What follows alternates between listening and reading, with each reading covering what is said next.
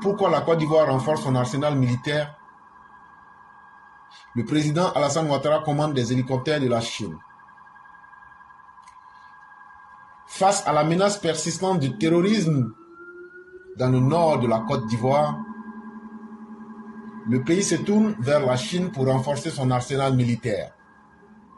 Cette information révélée le lundi 15 avril 2024 par Jeune Afrique met en lumière la volonté des autorités ivoiriennes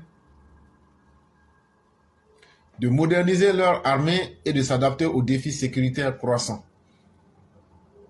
Selon les sources de Jeune Afrique, la Côte d'Ivoire et la Chine ont conclu un accord de coopération militaire qui prévoit la fourniture d'équipements de pointe. Ce renforcement des capacités militaires s'inscrit dans le cadre d'une stratégie globale de lutte antiterroriste mise en place par le gouvernement ivoirien. Cette décision de coopération avec la Chine intervient alors que les États-Unis, alliés traditionnels de la Côte d'Ivoire, ont récemment alerté les autorités ivoiriennes sur la recrudescence des activités terroristes dans le nord du pays. Ces informations ont poussé le ministre de la Défense, Téné Birahima Ouattara, à intensifier les briefings avec ses hommes sur la situation sécuritaire et à prendre des mesures concrètes pour contrer la menace. La lutte contre le terrorisme constitue un enjeu majeur pour la stabilité de la Côte d'Ivoire. Le renforcement de la coopération militaire avec la Chine et la modernisation des équipements de l'armée ivoirienne sont des étapes importantes dans la lutte contre ce fléau. Source Jeune Afrique. Ce qui est expliqué dans l'article, chers parents, c'est hier Jeune Afrique qui nous a révélé que le gouvernement ivoirien est sur le point de payer des hélicoptères chinois très sophistiqués. Mais pourquoi paye-t-on ces hélicoptères? Ces hélicoptères ne sont pas n'importe quel type d'hélicoptère, c'est ce qu'il faut comprendre d'abord. Ces hélicoptères seront utilisés pour lutter contre le djihadisme. Au départ, c'est avec les Français on voulait payer. Là, l'article ne parle pas de ça. C'est moi-même qui glisse un peu. Mais les Français, ce qu'eux devraient livrer, ça allait prendre 18 mois. Et ça n'arrangeait pas les autorités qui ont mis un point d'honneur sur la sécurité des Ivoiriens. Et donc, finalement, en tout cas, sur la base de ce que Jeune Afrique nous dit, ce sera probablement avec les Chinois que cet arsenal militaire sera acquis. Et vous vous souviendrez que ce n'est pas un hasard, pour ceux qui savent suivre, quand le ministre des Affaires étrangères de la Chine est passé en Côte d'Ivoire, c'est pendant ces périodes-là que tout cela a été peaufiné. Et après, vous avez vu aussi les Américains venir, et ils n'ont pas manqué d'informer les autorités ivoiriennes que la menace terroriste, les terroristes veulent renforcer leur présence en Côte d'Ivoire et attaquer le pays par le nord. Et en toute sincérité, les autorités ivoiriennes, et avec à leur tête le président et notre ministre de la Défense,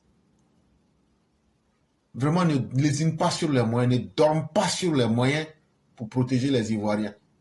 Parce qu'en vérité, c'est plus qu'un défi pour le président Ouattara, c'est une question d'honneur et de dignité pour lui. Parce que on ne tombe pas dans le tribalisme. Mais le président Ouattara, pour ceux qui ne le savent pas, est du nord de la Côte d'Ivoire.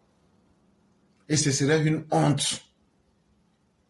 Ce serait une honte. Et c'est une atteinte à la dignité du président que le pays puisse être déstabilisé à partir du nord de la Côte d'Ivoire. Et donc pour le président Ouattara, ce n'est pas seulement une question sécuritaire, mais au-delà de la question sécuritaire, c'est une question de dignité personnelle. Et c'est pourquoi vous verrez facilement que l'autorité en place fait vraiment tout et met tout en place.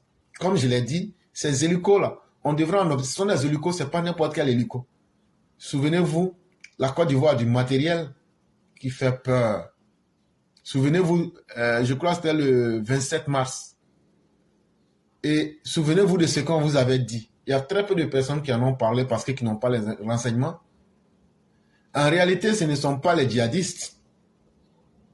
En réalité, ce sont les autorités burkinabées et maliennes qui, en collaboration avec certains djihadistes, mais ce sont aussi en complicité avec leurs armées, qui ont décidé de se muer en djihadistes pour attaquer la Côte d'Ivoire. Parce qu'il faut dire les choses clairement pour qu'on se comprenne très bien. Et depuis très longtemps, j'avais dit ça. J'avais dit que le Mali, le Burkina et le Niger et autres sont des États proto-djihadistes. Ça veut dire quoi? Ça veut dire qu'ils vont fonctionner sur le modèle djihadiste, ils vont sortir du droit international et fonctionner dans la terreur pour essayer de poser et d'obtenir ce qu'ils veulent. Et c'est ce qu'on a vu quand on a vu certains kidnapper certains de nos soldats. Mais les djihadistes aussi kidnappent pour obtenir rançon. On a vu ici des attaques sur le territoire ivoirien qui ne datent pas de 1000 ans, ça date seulement du 27 mars 2024. Mais ce que beaucoup ne savaient pas, c'est que ces attaques-là, c'était des VDP, c'était des Maliens et c'était des Nigériens qui ont voulu attaquer le pays et essayer de faire croire à une attaque djihadiste. Mais est-ce que ça, ce n'est pas un modèle à travers lequel les djihadistes attaquent les gens? Et lorsqu'ils allaient attaquer et que les choses se seraient bien passées pour eux, ils auraient kidnappé des gens, comme ce qui s'est passé au Nigeria. On va dire, ah, les djihadistes ont kidnappé pratiquement 50 ou 100, mais 200 personnes dans un village, on ne sait pas où ils sont. Et ça allait créer un nouveau problème. Et maintenant, ils allaient dire, non, mais c'est comme ça, ce sont les djihadistes qui sont rentrés avec eux au Burkina. Eh non, mais les gens, là, ils pensent que nous, on est bêtes, quoi. Là, maintenant, les autorités du Burkina allaient devenir importantes. Moi, je vais tout dire aux gens. Je vais tout dire. Votre plan, là, moi, je vais dire ça aux gens. Leur plan, c'était de faire ça. Là, quand ils vont faire ça, on va dire malheureusement, comme c'est effectivement le Burkina et le Mali qui sont les États djihadistes, malheureusement, ils sont rentrés dans un de ces pays-là, notamment le Burkina Faso. Et là, maintenant, le gouvernement du Burkina actuel devenait important parce qu'on allait leur dire, ben, puisqu'on a des citoyens qui sont chez vous, aidez-nous à ce qu'on puisse récupérer nos citoyens. Là maintenant, eux, ils allaient dire maintenant, comme vous voulez qu'on vous aide maintenant, bon voilà maintenant ce qu'on va faire. Et comme ça maintenant, ça sera un moyen de pression pour eux. Depuis quand vous avez vu quelqu'un qui fait semblant de dormir, là, est-ce qu'on peut le réveiller? C'est ce qu'ils ont voulu faire. Et mal leur en a pris, celui qui les a conseillés s'appelle Soro Guillaume. Moi, je l'ai dit, le jour de l'attaque, le 27 mars 2024, Soro Guillaume était à 2 km de la frontière de la Côte d'Ivoire. Que les gens sortent pour venir dire que c'est faux, c'est ça aussi. Et donc, ce ne sont pas des attaques djihadistes simples. C'est vrai qu'il y a les activités djihadistes là-dedans, mais ce qui est le plus grave, c'est quand des États qui sont inscrits à l'ONU utilisent des moyens et des activités terroristes, des méthodes terroristes pour imposer leur dictat, pour imposer cela dans les relations internationales. Ça pose un véritable problème de moralité publique et ça pose un problème de sécurité internationale. Parce que si des pays doivent se comporter comme des djihadistes, c'est que c'est le djihadisme donc qui devient un modèle de gestion. Et c'est pourquoi dans ces pays-là, vous verrez, ils n'ont rien à envier aux djihadistes. Les djihadistes n'aiment pas la contradiction. Un gars comme moi qui dit il faut laisser les gens réfléchir, mais si les djihadistes t'attrapent, mais te découpent. Mais aujourd'hui au Mali, est-ce que les Maliens, est-ce que le gouvernement malien n'est pas venu à dire qu'aujourd'hui, on ne doit plus parler de politique, aucun parti politique ne doit exister? C'est comme ça que les djihadistes se comportent.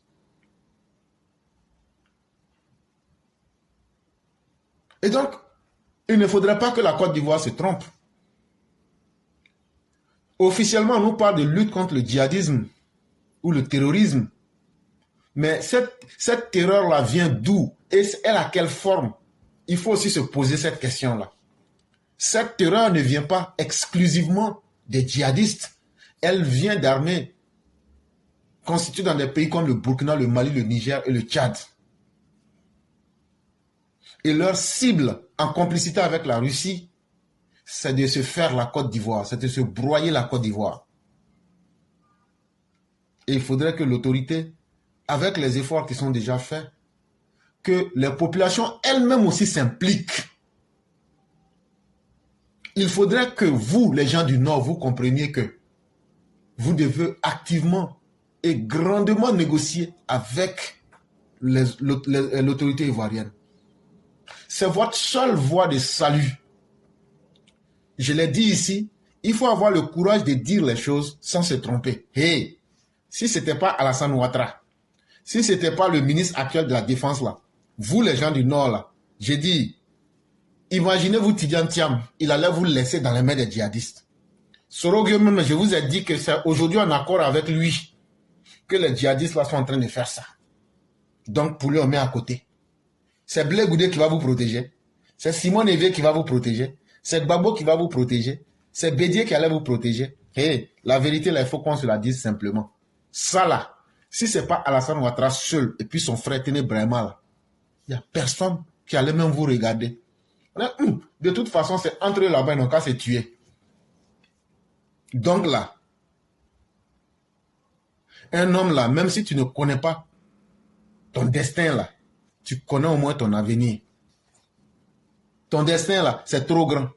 Mais t'asseoir et puis réfléchir, comment je veux que ma vie soit là, tu dois connaître. Donc là, ceux qui vont venir vous tromper, vous dire les trucs que vous voulez entendre là, moi je n'ai pas le temps pour ça. Si vous voulez là, accueillez les Maliens. Si vous voulez là, accueillez les Burkinabés. Si vous voulez là, accueillez tout le monde. Soyez gentils. Mais on vous avait dit depuis longtemps que ceux-là, un jour vont se réveiller contre vous.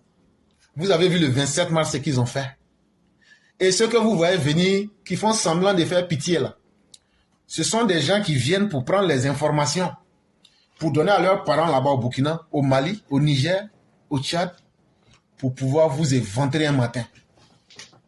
Ce qui est mieux pour vous, n'accueillez personne.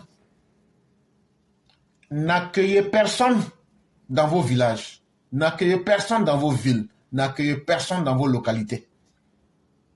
Parce que quand un peuple ou bien des peuples se montrent ennemis vis-à-vis de vous et que vous n'avez pas d'autre choix là, il vous reste quand même un seul choix, celui de sauver votre propre vie.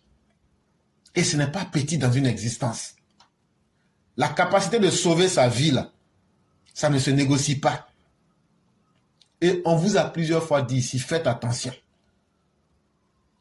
Aujourd'hui, tous ces moyens qui sont mis pour lutter contre le djihadisme, là, ce sont des moyens énormes.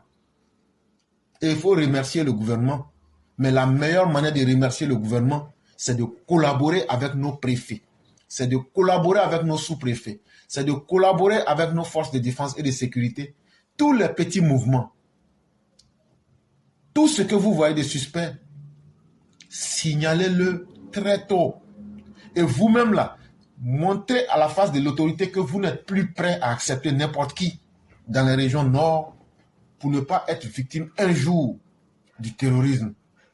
Parce que les boutiquiers que vous voyez, les gens que vous voyez, que vous avez, qui vous font pitié aujourd'hui là, c'est eux les djihadistes. C'est eux qui viennent collecter les informations. Donc méfiez-vous pour ne pas tomber dans ce piège infernal et fatal.